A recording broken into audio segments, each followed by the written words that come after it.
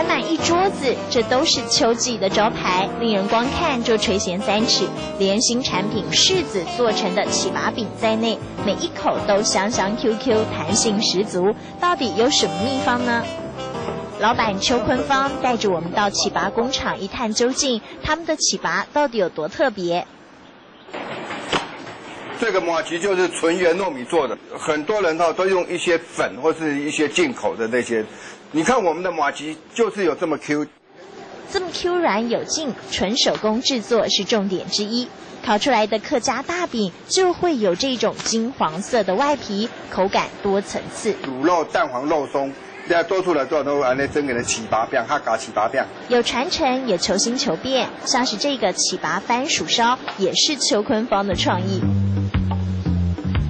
挖空番薯，摆上红豆，加上 QQ 的起拔，再回填地瓜馅，手续是一道又一道。为了这个新发明，还是下足了功夫。回味一下以前的人，但是现在这个东西，我们把它精致化。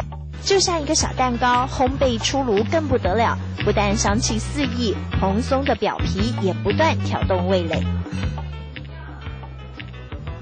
不停创新之外，他们夫妻俩坚持要传承文化，所以还特别开了一间 DIY 教室。收起来，这皮就完成了。自己动手做，不但可以知道做一份起拔有多辛苦，客家文化也在互动之间深植心中，而给小孩子知道说，这个麻糬的由来是怎样子。要发扬客家文化，他们还开餐厅，让大家品尝不一样的客家菜。每一道都是邱坤芳的私房菜，他让客家味也走5星级的精致路线。像是这一道南瓜封肉就是一绝。所以我们这个用客家元素里面酒糟，还有这个是梅干菜，去封那个南瓜，南瓜很香很甜。要让大家爱上客家古早味，客人一进门就会奉上这一杯姜汁起拔来开胃。不管是套餐还是合菜，一定都会有客家糕点当配菜。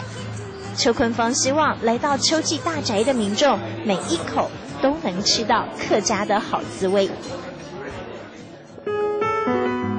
顶着秋季的招牌，起拔有了新口感，加入了柿子的甜腻，糅合了番薯的绵密，尝出客家新意象，味蕾也酝酿我的感动时刻。